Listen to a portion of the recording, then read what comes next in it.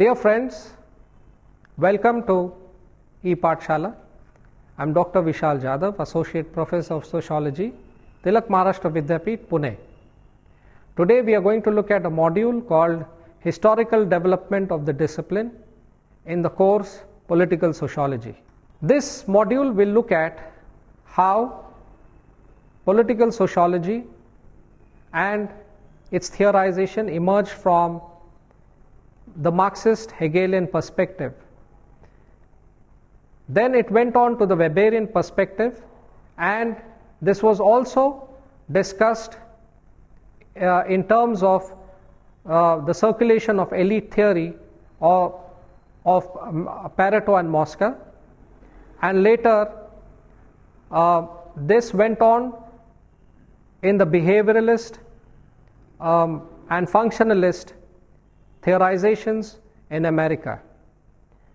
These comparisons are being made in this particular module, and we'll see how the texture and the contours of this particular discipline emerged firstly from Europe and then in the rest of the world.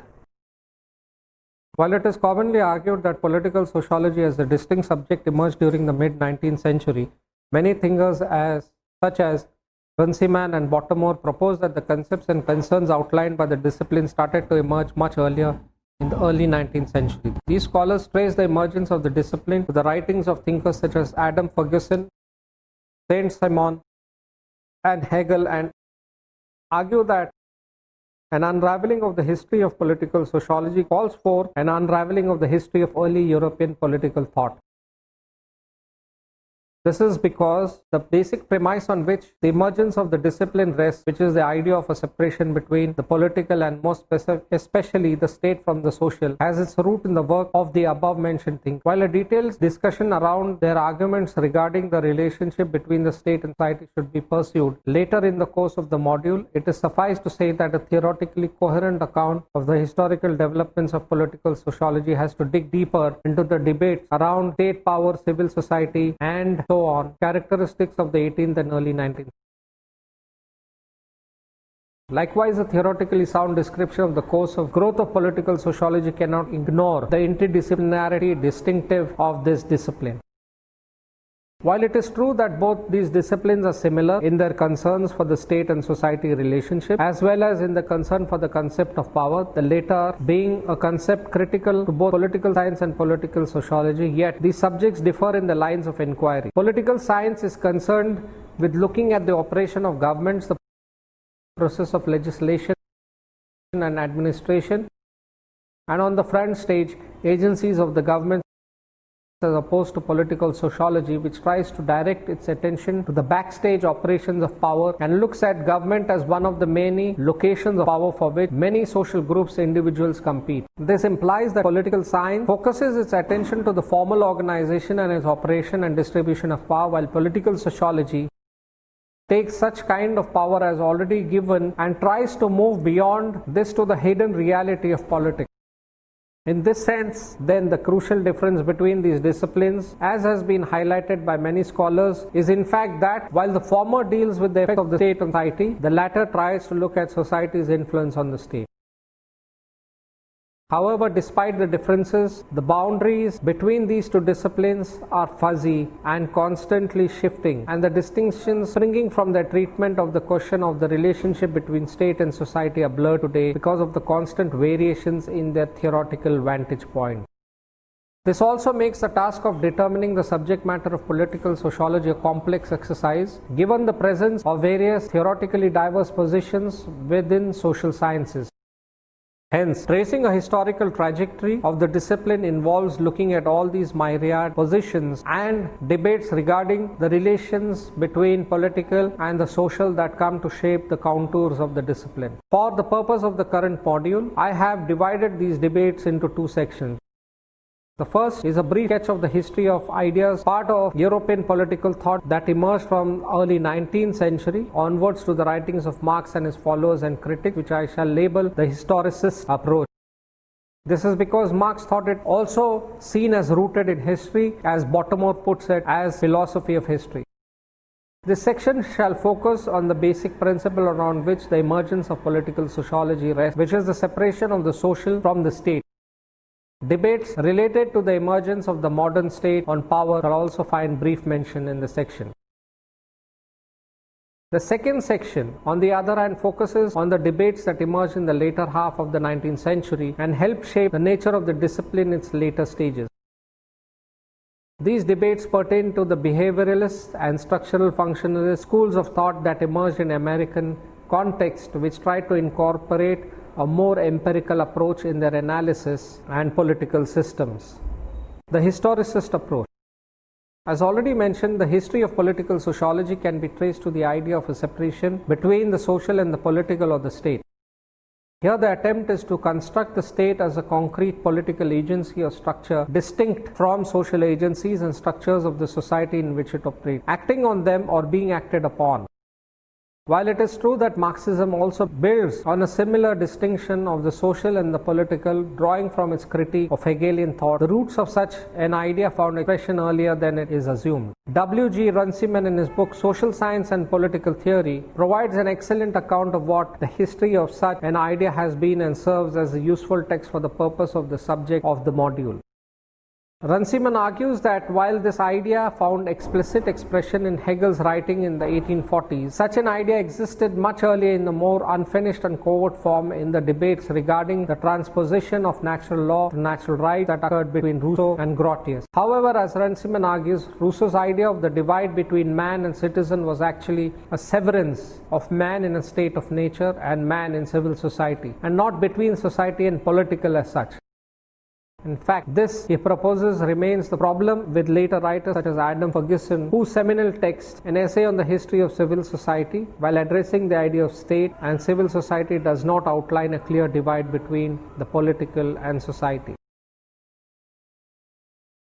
Saint-Simon's work has also been accused of similar shortcomings, and despite his ability to outline the relationship between the economic structures of society as being the base for the formation of the state and outlining a separation between government and administration, he is unable to demarcate between the social and the political.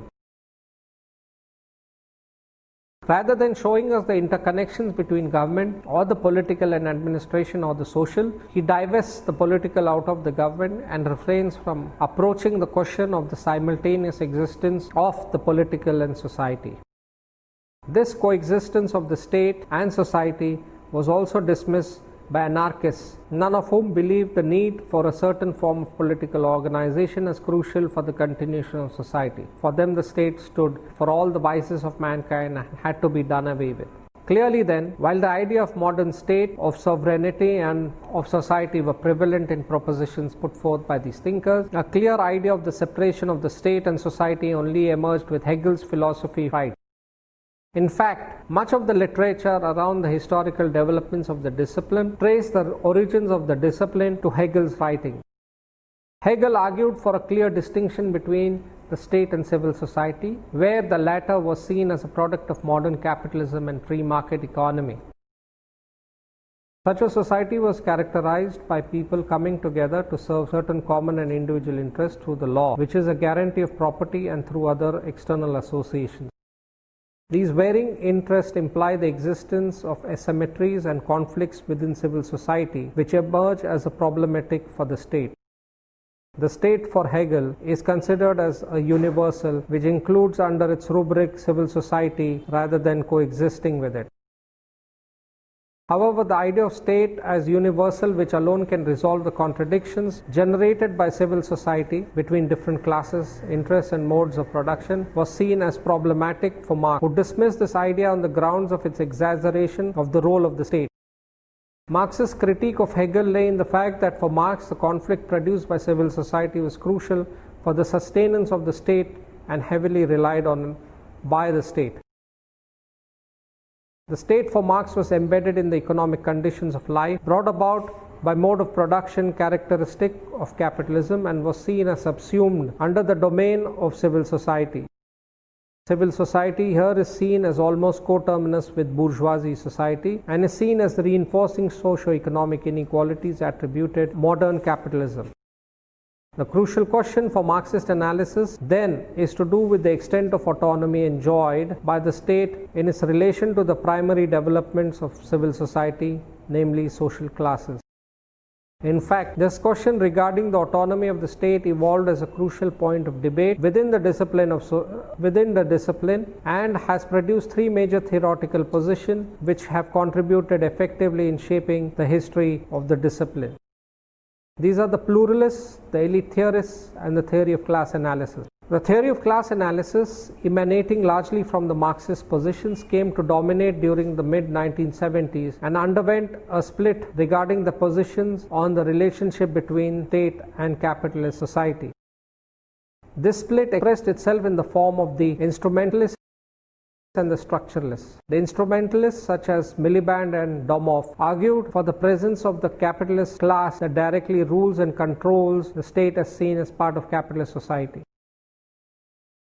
The structuralists, on the other hand, such as Polantas, claimed that while the state was part of the capitalist society, it was yet relatively autonomous and not ruled directly by the capitalist class. This is because capitalist class structure demanded the state to fulfill certain needs of capitalist accumulation, and it was the structure that used the state to ensure class dominance. Hence, here the state, while appearing to mediate between different class interests, helps keep the class structure intact. The pluralists in this sense are closer to the primary Marxist position in terms of both being society-centric theories rather than state-centric, yet the position on the nature of existence of the state and on the operation of power is radically different from the Marxist one. Pluralists attempt to describe the power relations as they actually exist in a liberal society, which are not seen as related to the larger questions about the class that owns the means of production or about unequal distribution of skill and resources. For them, the state is seen as a neutral arbitrator between different competing interests within society, where no particular interest dominates and polity is underlined by a value consensus. This sense, then, it is also dismissal of the zero-sum conception of power, whereby some have all the power as opposed to others. Such a view is diametrically opposed to the position taken by the elite theorists, who willingly accept the importance of the state and argue for its autonomy from society. In fact, the idea of independent political factors playing a role in determining individual liberty or the nature form of polity is reinforced in this school of thought. Such a theory emphasizes on the growing similarities between the political structures of all societies, which are seen as unaffected by the varying socio-economic context and are based on universal asymmetry in the distribution of skills, in the position occupied by different individuals, and so on. Elite theories such as Mosca argue that all societies are characterized by two classes, those who rule and those who are ruled upon. It is with the former that a monopoly of power rests, as opposed to the latter who are majority under the control of the former.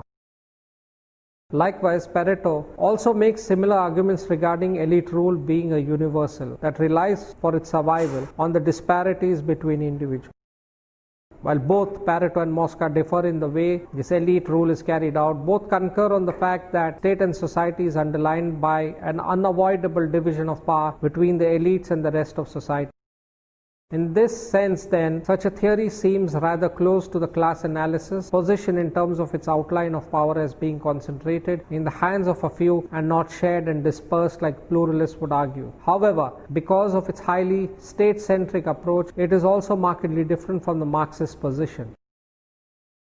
This brings us back to the theme regarding the boundaries between the state and society, and as clearly evident from the above outlined discussion, the question of ascertaining where the state ends and society begins, or whether there is a need even for such separation, are crucial questions that have been responsible for the foundation of this discipline. What the trajectory of political sociology has been after these debates emerged in the European context is a question that one shall explore in the next section of this module. Emergence of the discipline in the American context, functionalists and behavioralists.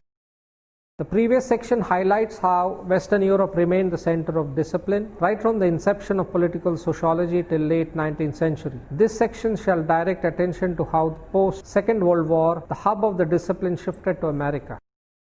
While the previous concern of the discipline was regarding the development of industrial capitalism, caste conflict, elite power and so on, the emergence of participatory democracy became a prime object of focus for the discipline in the American context.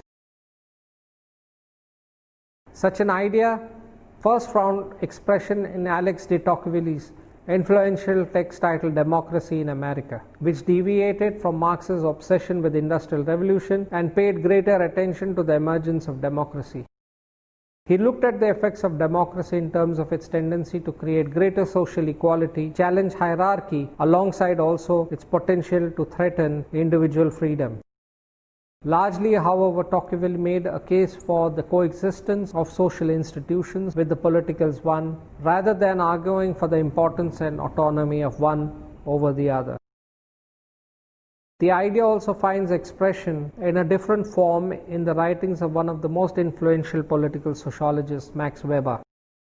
Weber is credited with the first adequate understanding and definition of modern state, and its contribution to the discipline is essential to outline in making sense of the theoretical undercurrents underlying the discipline. Weber defined the state as a human community which successfully claims within a given territory the monopoly over the legitimate use of force. Weber's political sociology argues for centralization of the means and forms of administration, highlights the role of the nation, state, and understands society as underlined by the currents of rationalization. However, largely, Weber's contribution also rests in his caveat regarding the defining of the state in terms of its functions. While the reason for such cautioning have all been well spelled in Runciman's account of political sociology, what comes to the fore in discussion, in fact, that Weber provided an efficient critique of the functionalists. Functionalism as a theory owes its existence much earlier to the writings of scholars like Emile Durkheim, Radcliffe Brown, and Malinsky and so forth, which largely influenced the early subject matter of sociology as a whole. However, its emergence within political sociology in the American context specifically can be traced to the 1950s and 1960s in the writings of Parsons and Easton, who emphasized on the importance of functions rather than structures. Broadly speaking, functionalist position viewed the state as a unit of a larger social system whose relation to other units was that of integration and adaptation. This relationship of complementarity and consensus between different subparts of the system is seen as accounting for the larger solidarity of the system. This gets reiterated in Parsons' social system theory, where the state and society are subsumed together under a social system whose parts are bound together by an overarching and unified set of values and norms. The idea, however, became the subject of a massive critique and in opposition gave birth to an alternate model focusing on conflicts and constraints articulated by theorists like Ralph Dahrendorf. This looked at the functionalist desire for consensus and equilibrium as an inefficient attempt at resolving the contradictions present in society. From the vantage point of the conflict theory, the idea of common values and consensus are a product of political authorities that relies for its operation on the use of force in some measure.